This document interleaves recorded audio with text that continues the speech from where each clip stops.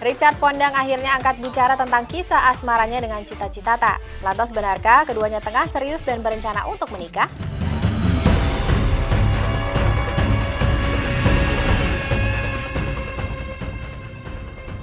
Sosok Cita yang pasti baik, dewasa, dia pintar membawa diri juga, mudah bergaul, ya so far sih itu sih sejauh ini.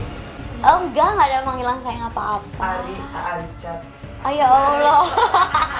Ari-ari kali ah. Enggak. Salin nama aja. Enggak sih karena kan apa ya? Ya Allah, peang.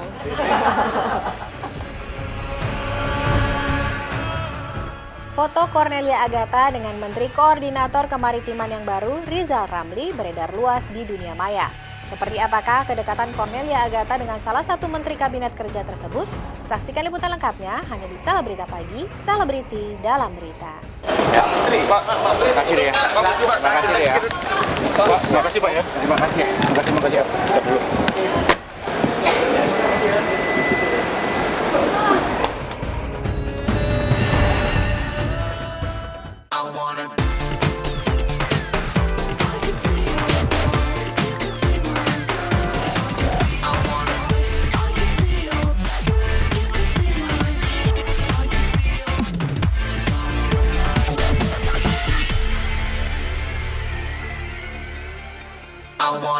Selamat pagi pemirsa, saya Astrid Sudarwanto akan menemani pagi Anda dengan rangkaian berita menarik dari jagat selebritas tanah air. Inilah Selebrita Pagi, Selebriti dalam berita. Pemirsa, kekasih Cita Citata Richard Pondang akhirnya angkat bicara seputar kisah asmaranya dengan pelantun lagu Sakitnya Tuh di Sini. Meskipun masih dalam hitungan waktu bulan, namun ia mengaku hubungannya dengan Cita Citata sudah serius. Ia bahkan sudah dikenalkan dengan keluarganya. Lantas benarkah keduanya sedang berencana untuk segera menikah? Sementara itu, foto Cornelia Agatha bersama dengan Menteri Koordinator Kemaritiman yang baru, Rizal Ramli, beredar luas di dunia maya. Dalam foto tersebut, Cornelia Agatha terlihat akrab dengan menteri tersebut. Atau seperti apakah kedekatan Cornelia Agatha dengan Rizal Ramli? Simak liputan lengkapnya hanya di Selebrita Pagi. Sosok Cita yang pasti baik, dewasa, dia pintar membawa diri juga, mudah bergaul, ya so far sih itu sih sejauh ini. Oh enggak ada panggilan sayang apa-apa. Richard. Oh ya Allah. Ari-ari kali ah. Enggak. Salin nama aja. Enggak sih karena kan apa ya? Ya Allah, peang.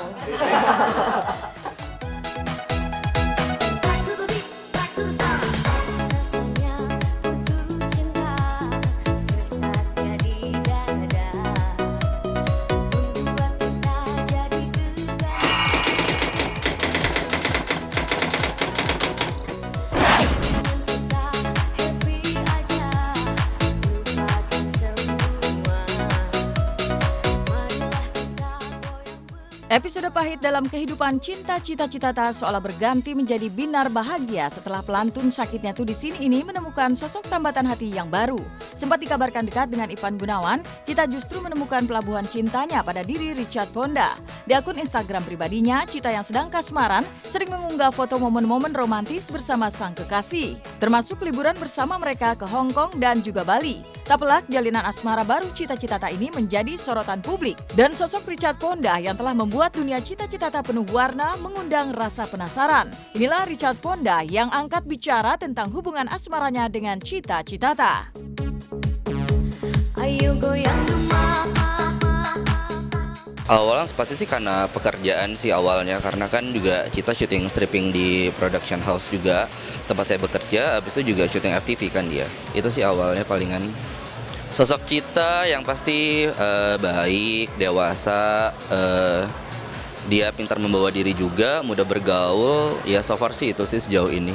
Romantis, mungkin kita sama-sama nggak romantis kali ya berdua, jadi ya apapun juga kita planningnya spontaneous aja sih, jadi nggak ada sesuatu yang harus romantis ini itu kayak gitu sih. Namanya juga laki-laki sama perempuan ketemu, terus juga saling nyaman ya kan, mesti romantis kayak gitu. Yang pasti sih dengan nggak bikin ribet, dengan selalu oh ya udah kerja gitu, nggak ganggu lagi kerja, itu udah support banget sih. Komunikasi sendiri gimana? Lancar, alhamdulillah. Enggak sih, biasa aja. Kita juga nggak mau upload kalau misalkan nggak ada sesuatu hal yang misalkan yang istilahnya non mainstream lah. Biasa kan orang mainstream ya foto berdua gitu doang, chat gitu. Kalau nggak ada yang berkesan sih kita jarang upload gitu. Oh nggak ada panggilan sayang apa-apa. Ari Chat. Oh ya Allah. Ari-ari kali ah. Enggak cari nama aja. Enggak sih, karena kan ya Allah, Peang. Nggak, waktu yang di Hong Kong kan memang rame-rame kan, maksudnya pas lagi kita ada kerjaan di sana, saya ternyata juga sama teman-teman kantor juga pas liburan ke sana. Begitu juga dengan pas kemarin ke Bali, kita kan juga ada kerjaan juga kan, terus abis itu juga ketemu di sosial media juga dia lagi di mana, ya udah kita janjian ketemuan, ya udah kita ya having dinner doang sih kemarin di sana. Aku mau apa? Aduh, cuma selingkuhan kamu. Cita-cita Tata telah menemukan sosok yang membuatnya kembali tersenyum dan mengubur kisah kelam masa lalunya. Hatinya kini dipenuhi limpahan cinta dari pria yang telah mencuri hatinya. Tak hanya jalinan asmara biasa, hubungan yang baru saja mereka jalani ini telah mendapatkan restu dari keluarga. Cita dan Richard seolah mengambil langkah yang gesit dengan langsung memperkenalkan satu sama lain kepada keluarga. Ketika dua hati telah saling memilih dan restu keluarga telah mereka kantongi, akankah Cita dan Richard telah merencanakan masa depan mereka bersama? Dan benarkah fitting baju yang dilakukan Cita Tata merupakan baju untuk hari pernikahannya?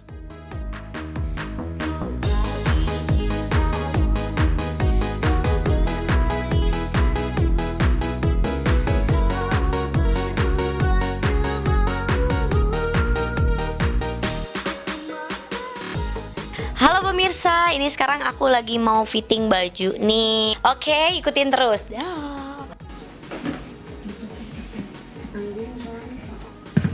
Mbak Put, lehernya. Ini lehernya nanti pakai kalung. Oh kalung itu, Oh, kalung dari dia juga. Kalung dari dia. Ini sih yang pasti kebesaran karena badan Cita yang kekecilan, jadi harus dikecilin lagi. Terus juga ini harus dipotong lagi. Ini harus dipotong karena kan badan Cita kan pendek, jadi harusnya di atas lutut kalau rok tuh. Nah ini jadi ini nanti dipotong, habis itu ini dikecilin pinggangnya, nah terus ininya ditutup gitu. Suka banget, ini glamor banget, terus pas banget pokoknya sama badan Cita. Konsepnya sendiri apa sih untuk busana kali ini? Glam aja. Yang penting sih glam ya. Yang pasti sih hari-hanya aja ya, karena namanya orang ngecilin pasti langsung on the spot juga bisa sih biasanya. Planning apa nih? Kayak pendekatan seriusan apa yang udah komitmen apa? Kalau komitmen ya sama yang seperti Cita bilang lah, kita jalanin aja. Masih sama-sama nyaman, ya kita lihat aja ke depannya kayak gimana. Komunikasi sih ya sekarang kan banyak ya, dari sosial media juga, banyak messenger juga. Sejauh ini sih nggak ada yang terganggu sih sama kesibukannya dia. Apa sih Gitu. yang disuka dari Cita? Semuanya, semuanya. Nggak bisa dideskripsiin intinya. Nggak ada komitmen apa-apa sih, yang pasti ya jalanin ya seperti air aja, jalanin. Ntar kayak gimana-gimananya ya biar waktu aja yang ngejawab. Udah sih, udah namanya. Yang pasti namanya udah sama-sama dewasa kan, jadi mesti tahu satu sama lain. Udah gitu kan nggak mungkin juga kalau orang taunya lewat infotainment aja, taunya lewat TV aja, media aja gitu. Jadi ya sebagai manusia kita sama-sama silaturahmi lah. Udah kenal sama keluarganya. Nggak ada komentar apa-apa sih, cuma lebih ke ya udah jaga diri, terus jaga kesehatan, banyaknya dikasih tahu yang kayak gitu sih, kasih perhatian. Ya alhamdulillah ada keluarga kedua kan di sini, karena memang kan Cita nggak tinggal sendirian, jadinya kayak berasa punya keluarga lagi. Kalau sesuatu yang serius sih nggak ada, tapi kalau misalnya saya ketemu keluarga Cita, alhamdulillah udah. Cita ketemu keluarga saya juga alhamdulillah udah. Tapi kalau untuk kayak pertemuan dua keluarga, kalau nggak sesuatu yang serius itu sih belum sih, baru perkenalan aja. Janji nggak ada, nggak mau janji-janji manis lah. Keyakinan bersama Cita nggak tahu ya. Cuman kita masih sama-sama nyaman lah. Tapi kalau keyakinan untuk kedepannya segala macam kayak gitu belum ada planning kedepannya. Meski memiliki perbedaan usia yang terpaut jauh, antara Richard Fonda dan Cita Citata memiliki persamaan yang justru semakin menguatkan. Keduanya sama-sama memiliki luka lama dari kegagalan mereka dalam berumah tangga. Hal tersebut dijadikan oleh Cita dan Richard sebagai pelajaran dalam menjalani lembar demi lembar kisah cinta mereka. Seolah tak ingin menengok ke belakang, Cita juga tak mempedulikan tanggapan mantan suaminya tentang jalinan asmaranya yang baru.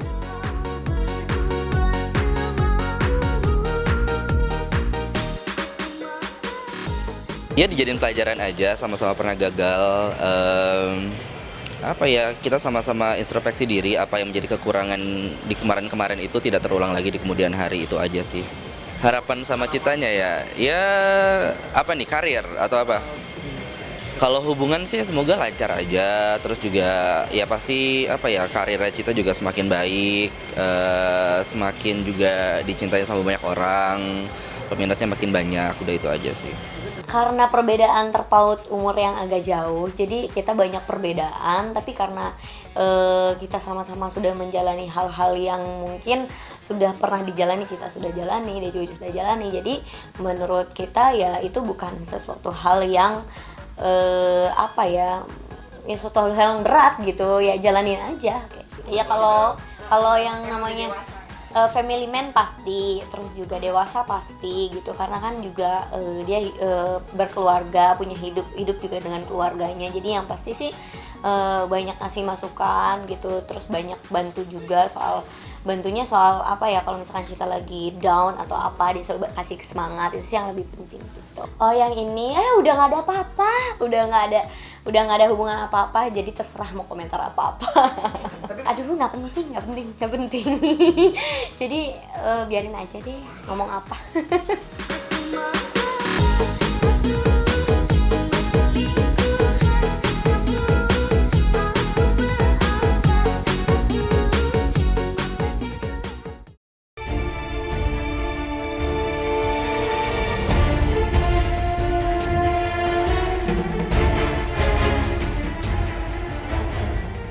Meninggalkan kisah asmara Cita Citata dan Richard Fonda yang sedang hangat-hangatnya dan beralih pada kabar mengejutkan dari artis Cornelia Agatha.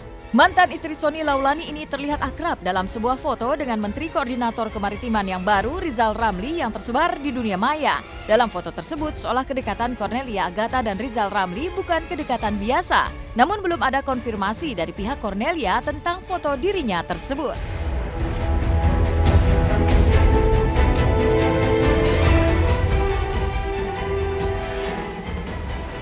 Permisi.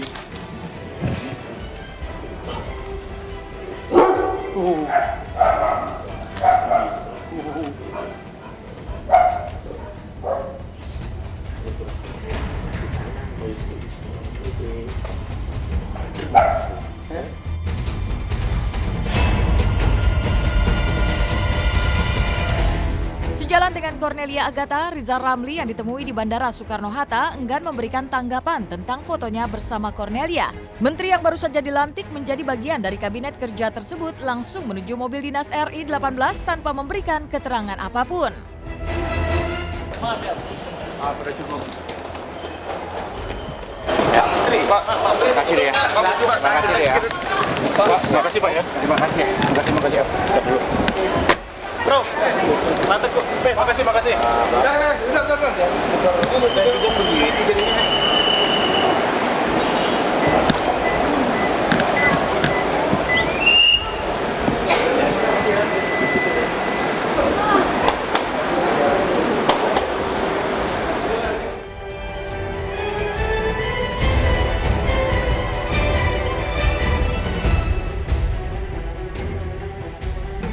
Kembali jalani sidang pra-peradilan menyangkut kasus hukumnya dengan Ahmad Dhani. Bagaimana kasus ini dipandang dari sudut para ahli? Apakah Farhad Abbas memang layak menyandang kasus tersangka? Simak liputannya hanya di Selebrita Pagi sesaat lagi.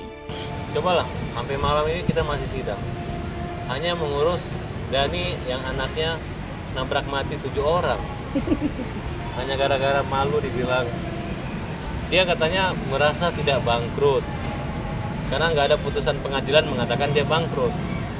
Padahal saya justru mempertanyakan kenapa Dhani mengaku bangkrut atau kehabisan uang.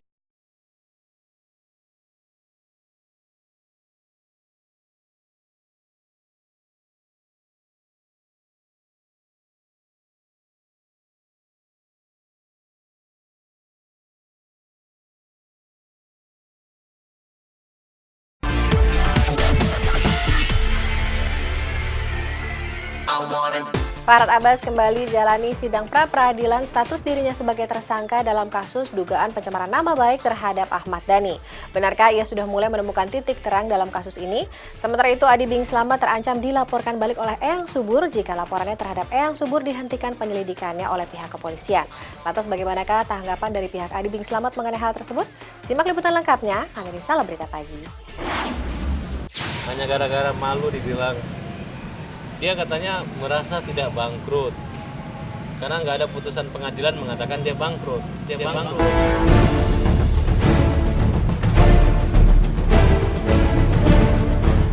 Berawal dari kicauan Farhad Abbas di jejaring sosial Twitter soal komentarnya tentang Ahmad Dhani, hubungan keduanya diketahui kian hari kian memanas. Rencana Ahmad Dhani untuk membawa ketidakpuasannya atas kicauan Farhad Abbas itu pun kini mulai melaju di jalur hukum. Kamis siang kemarin tepatnya di Pengadilan Negeri Jakarta Selatan, sidang pra-peradilan yang menghadirkan kedua pihak dan para saksi ahli berlangsung sampai malam hari. Apa kata para pakar soal kasus Farhad dan Dhani? Apakah Farhad Abbas memang patut dijadikan tersangka dalam kasus tindak pidana ini?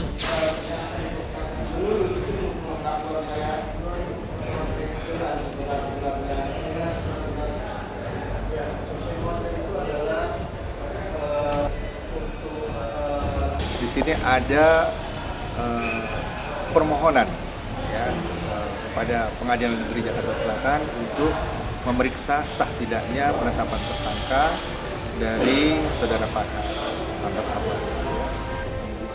Ini aspek kata-kata aja yang digunakan. Mungkin bagi sebagian orang kata-kata itu dianggap tidak tepat gitu ya. Tapi kalau dilihat dari etika budaya penggunaan teknologi informasi itu masih dalam batas-batas etika. Bahwa setiap peristiwa bahasa itu ada siapa yang mengirim, ada siapa yang menerima, melalui apa, isinya apa, suasana hatinya bagaimana, dan jenisnya apa. Kalau lelucon, ya dua-duanya sepakat sebagai lelucon, ya tidak ada yang sakit hati. Tapi kalau lelucon yang satu pihak penerimanya tidak dianggap sebagai lelucon, sebagai penghinaan, maka dia merasa direndahkan. Sangat puas sekali karena baik ahli media komunikasi massa, media massa, dan ahli ITE itu saya anggap bukan hanya melindungi saya tapi melindungi masyarakat Indonesia. Karena ini dianggap budaya bahasa, bukan hinaan atau fitnahan, tapi berdasarkan peristiwa, fakta, yang dimana ini adalah kecaman berbalas kecam. Saya mengecam Ahmad Dhani mengancam saya. Saya katakan ini bukan peristiwa pidana. Kalau hanya mengejek, sindir-menyindir, kemudian harus dipenjara. Saya bilang hukum ini jahat sekali. Silang pendapat soal patut tidaknya sebuah kicauan di dunia maya dibawa sampai ke jalur hukum masih diperdebatkan di sidang pra-peradilan kemarin. Pihak Ahmad Dhani lewat kuasa hukumnya berkomentar bahwa penetapan Farhad Abbas sebagai tersangka sudah melalui prosedur yang resmi. Sementara Farhad Abbas berdalih bahwa ia sesungguhnya hanya ingin mengkritisi masalah kecelakaan yang melibatkan putra Dhani dan ini dianggapnya sebagai hal yang wajar dan bukan sebuah tindak pidana. Sampai malam ini kita masih sidang. Hanya mengurus Dhani yang anaknya nabrak 7 orang. Hanya gara-gara malu dibilang. Dia katanya merasa tidak bangkrut karena nggak ada putusan pengadilan mengatakan dia bangkrut. Padahal saya justru mempertanyakan kenapa Dhani mengaku bangkrut atau kehabisan uang. Ketuanya, Dhani belum mendapat hukuman untuk persoalan ini. Persoalan orang meninggal 7 aja udah selesai. Sampai sekarang saya masih terseret-seret. Dan ingat, proses persidangan saya ini bukan saya disidang diadili karena kesalahan, tapi saya ingin mendapat keadilan bahwa perbuatan saya itu adalah bukan peristiwa pidana, bukan peristiwa yang sangat penting buat bangsa ini, tapi ini adalah kritik Hampir semua artis tidak pernah dikenai undang-undang ITE. Penetapan tersangka itu sudah sesuai dengan prosedur, gitu loh. Sesuai dengan ahli pidana bilang bahwasanya penetapan tersangka yang di Polda Metro Jaya itu sudah sesuai dengan prosedur. Pertama, adanya pemeriksaan saksi-saksi terlebih dahulu. Adanya 2 alat bukti yang cukup. Kemudian adanya bukti surat maupun bukti elektronik gitu loh. Jadi seluruh yang diatur di dalam KUHP itu sudah terpenuhi semuanya. Artinya penetapan tersangka daripada pemohon ini tidak unprosedural, tapi memang sudah sesuai dengan mekanisme yang diatur di dalam KUHP maupun yang diatur di dalam Perkap Kapolri 14 tahun 2012.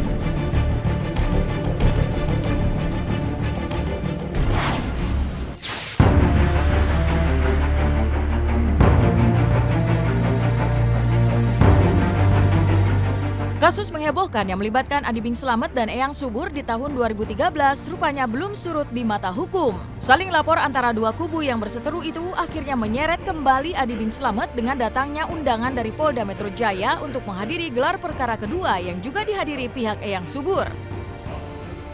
Sayangnya Adi Bing Slamet tak hadir di acara yang berlangsung hari Rabu 19 Agustus 2015 lalu. Eyang Subur yang diwakili kuasa hukumnya pun berkomentar bahwa perkara ini tetap berjalan meski sempat tertunda, bahkan bisa jadi menyeret Adi Bing Slamet sebagai tersangka. Bagaimana mantan penyanyi cilik ini berkomentar? Undangan, ya saya serahkan aja deh sama polisi. Kemarin mau diapain, mau bagaimana, saya udah teriak-teriak segala macam, teman-teman juga udah bersaksi, udah disumpah segala macam. Juga kan polisi yang nentuin. Ya dong. Nah sekarang udah polisi aja yang ngolah deh kasus saya bagaimana. Yang jelas kan, ya kalau saya mengawal pasal penistaan agama. Dari MUI ini kan sudah mengeluarkan fatwa kalau seorang si SBR ini kan sesat. Nah udah, apalagi kita udah bolak-balik ke sana, kita udah di BAP, ya, kita udah disumpah juga di MUI, gak main-main loh disumpah. Mau ngapain lagi gitu loh? Dengan dasar MUI ngasih fatwa sesat, ya. Ini sebenarnya polisi udah punya pegangan. Nah tadi kami diundang oleh Polda Metro Jaya untuk gelar perkara. Hasil dari penyidik, yaitu berita acara saksi-saksi, keterangan dari para ahli, kami sudah dengarkan tadi. Kami sudah dengarkan semua. Tapi tadi sudah disampaikan oleh dari rekan saya Yasin bahwa perkara ini tetap berjalan. Artinya apa kok berjalan? Artinya berjalan kalau perkara ini ternyata menurut penyidik bahwa Yang Subur bisa memenuhi unsur tindak pidana, maka Yang Subur akan jadi tersangka.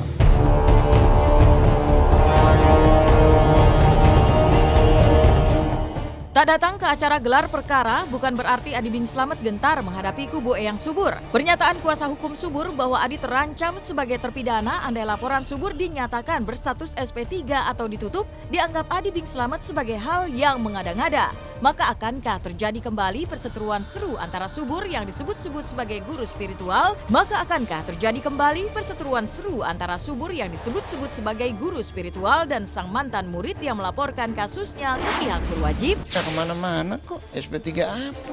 Saya lebih jelas dari si SBR. Siapa saya tuh, ya masa saya mesti ngomong sih? Track record saya tuh apa? Kalau saya sampai di SP, tersangka, dipidana, orang tahu reputasi saya.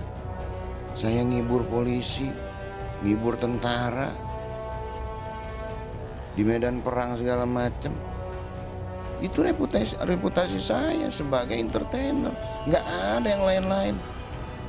Niat saya apa berantem sama si cebol? Biar nggak ada korban lain lagi. Ini menyangkut tentang penistaan agama, aliran sesat dan lain sebagainya. Nah kemudian hampir kurang lebih 1 bulan Adi Bing Slamet selalu berkicau kan di media. Nah, kami menyimpulkan bahwa sebenarnya yang melakukan tindak pidana ini yang subur atau Adi Bing Slamet. Karena logikanya kalau di negara hukum, kalau seandainya kita mengetahui suatu perkara dugaan tindak pidana, idealnya kita melaporkan ke pihak polisian, bukan berkicau terus. Terserah polisi mau bagaimana mas saya. Ya. Saya dalam hal ini sudah mempercayakan pihak kepolisian untuk ya berlaku adil, ya, mengurus berlaku adil dalam perseteruan saya nih sama si Cebol, ya, si SBR.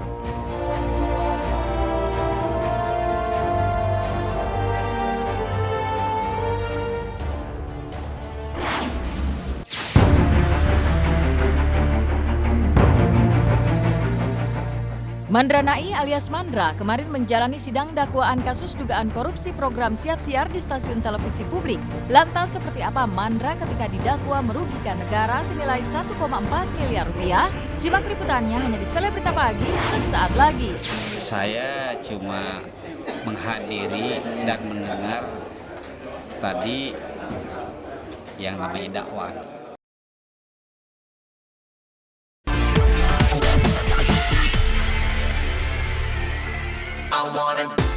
Ya pemirsa, masih banyak berita menarik lainnya akan kami suguhkan dalam Selebrita Pagi. Kami akan lebih sering menemani pagi Anda karena Selebrita Pagi akan hadir setiap hari. Saya Astrid Sudarwanto pamit undur diri. Jangan lupa saksikan Selebrita Pagi setiap hari pukul 7.30 pagi, tentunya hanya di Trans 7. Sampai jumpa.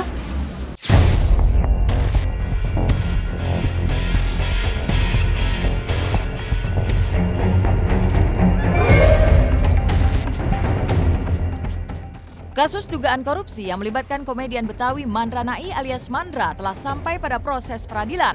Mandra yang masih ditahan oleh Kejaksaan lantaran berstatus tersangka dalam kasus ini kemarin terlihat menghadiri sidang beragendakan mendengarkan dakwaan. Tak hanya terlihat lebih kurus dari sebelumnya, Mandra hanya bisa pasrah dan berharap agar kasus ini diusut tuntas agar ia bisa bebas dari segala tuntutan. Pasalnya hingga saat ini ia masih yakin tak bersalah, apalagi menerima uang senilai 1,4 miliar seperti yang dituduhkan. Saya cuma menghadiri dan mendengar tadi yang namanya dakwaan. Yang jelas baru tadi aja kelar, nggak ada titik terangnya atau nggak ada apa-apa. Yang jelas saya kan tadi saya udah bilang bahwa saya di situ dipanggil dan mendengar dakwaan. Jadi saya belum bisa mengungkap lebih jauh lagi dan saya juga nggak punya hak sementara untuk itu. Nah, kalau lebih jelasnya lagi, tolong bantu kawal aja.